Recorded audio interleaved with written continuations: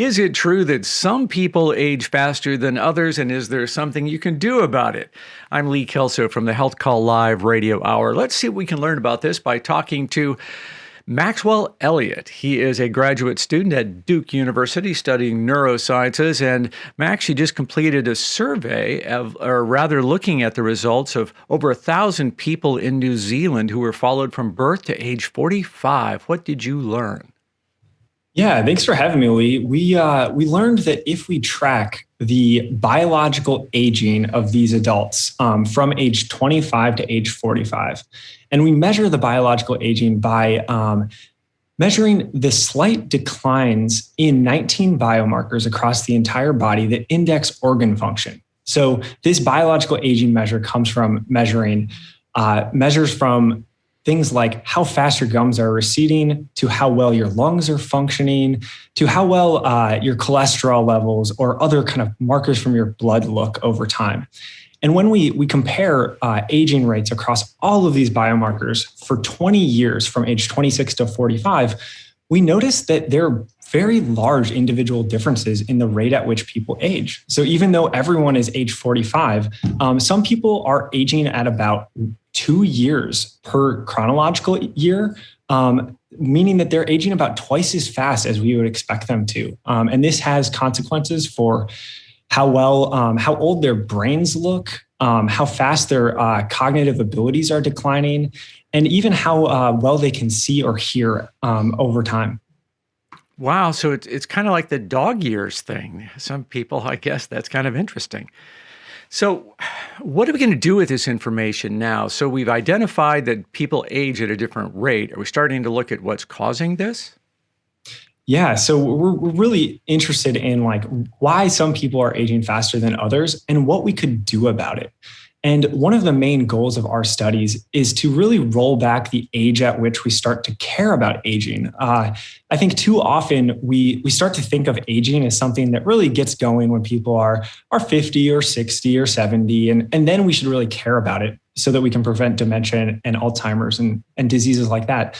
The goal of our study is to really roll this back to midlife. So as early as the 30s and 40s, we can already measure pretty large individual differences that we think are going to forecast how likely you are to develop Alzheimer's, dementia, heart disease, cancer, things like that. So we really want to give researchers and clinicians a tool so that they can measure and study aging earlier in the lifespan.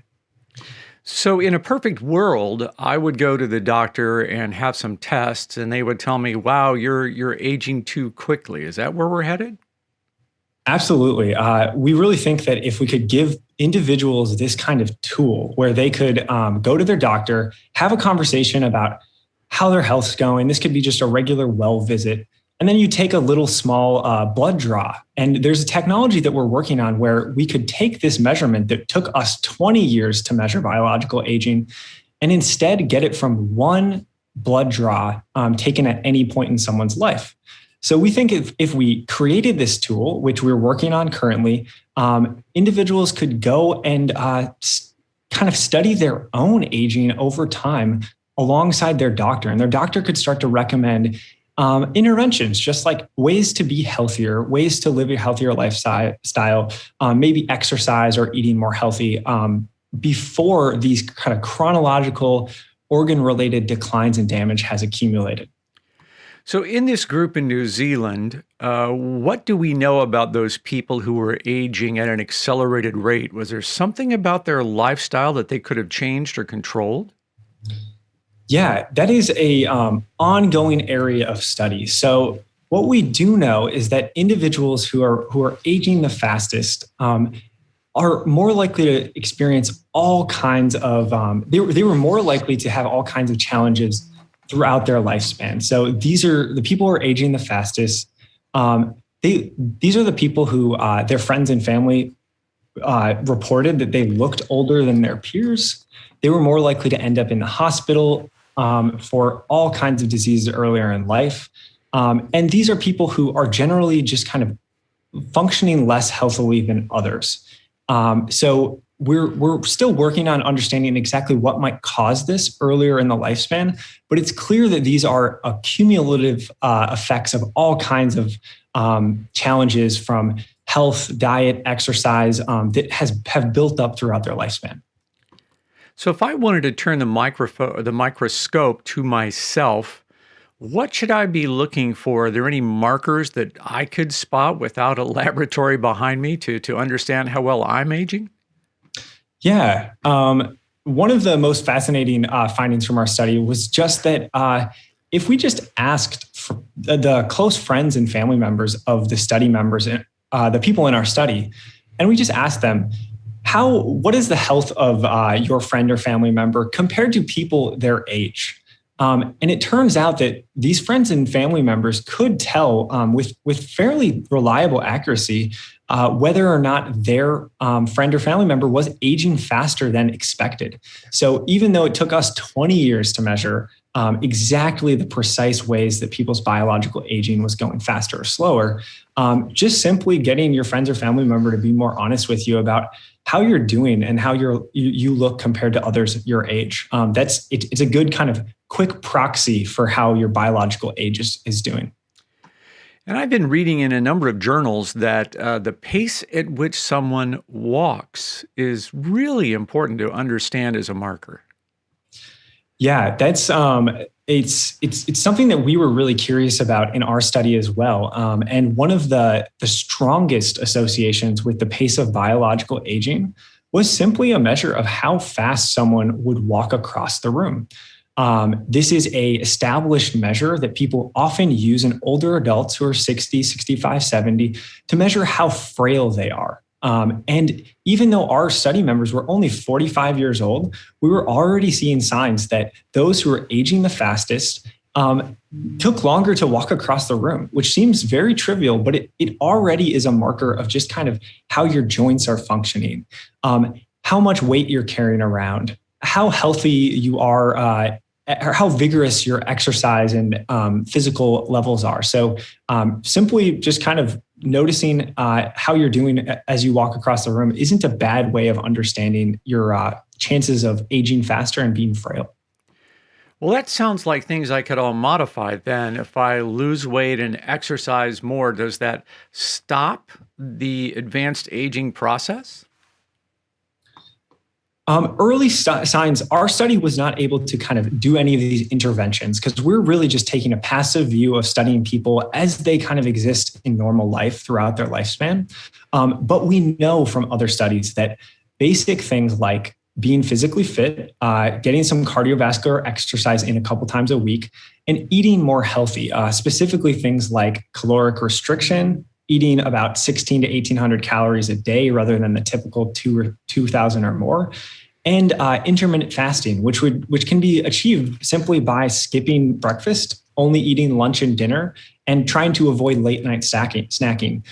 These are established interventions that we know can slow other ways of measuring biological aging. And we really think are kind of good first line recommendations for those of you out there who might be interested in being more healthy and kind of preventing some of these age-related challenges later in life. Yeah, I just came across a study recently about that. If you reduce the calorie load on our bodies, so you're eating less, your cells respond to that as a form of stress, but that's actually good for you.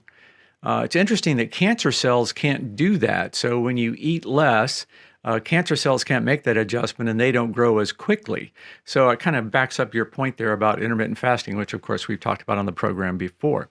So where do you think all this is going? So we're going to come down to some type of a test is what you're working on to help doctors and all of us understand how fast we age. And then what? Is it going to be just exercise and improved diet? Do you think there's something else out there that we're going to be able to be involved in? Yeah, I really think that this is just the tip of the iceberg. Like I think one of the challenges in in studying aging and in trying to develop better and better ways of intervening early in life is that we don't have a great way to measure biological aging. You can ask someone how old they are, but it's a little bit harder to understand how fast their body is declining over time. So if we want to intervene in adults earlier in life, before these challenges have accumulated, we need to find new interventions that can actually target biological aging itself. And the goal of our study that I really hope kind of helps keep the ball rolling on this is that we can test all kinds of novel interventions that aren't just intermittent fasting or exercise, but maybe there's new drug targets, or maybe there's kind of surprising results out there that new interventions could slow the pace of aging. And I really think that we can now really begin to study this and test more and more interventions faster. And is this related? We've talked a lot about the physical changes, but does this aging also affect our brains and our cognitive process as well? Yes, that is really, I think, where I'm most excited about a lot of this research and where it's going, is that we're starting to really begin to learn that biological aging isn't something that just happens to our bodies. It also happens to our brain.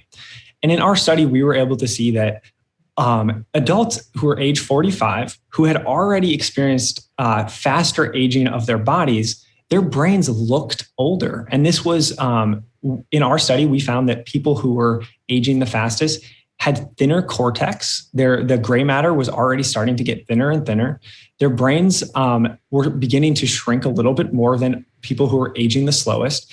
And they already had little small bleeds in their brain that we call white matter hyperintensities when we put them in a scanner. So we could see these early signs that their brains were looking and aging faster than others as well.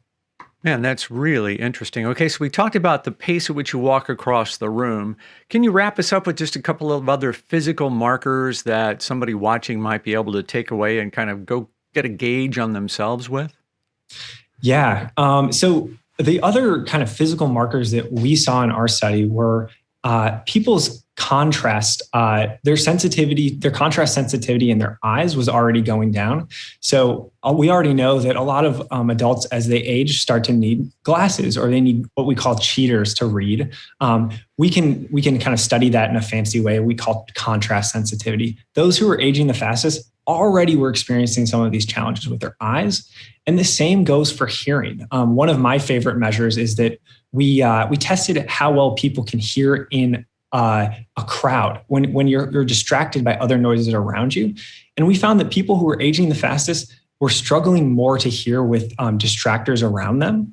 And we think that these kinds of measures are really important because if you can't see and hear as well, it's already starting to influence whether you go out and see your friends in crowded areas, how social you're going to be, how many books you might read. So we think these initial signs that your eyes and ears and body aren't working quite as well might build up over time if we don't treat them early in the process. I find this really interesting. So we need to start thinking about aging almost like it's a disease and try to prevent that disease. It's not inevitable that we're going to, we all know somebody who ages well and people who don't age well. It's interesting to think that we can get ahead of that with diet, nutrition, and exercise, and possibly medications that are going to come from work from people like you. So I really appreciate your time. Thank you very much, Max. Thanks a lot for having me, Lee.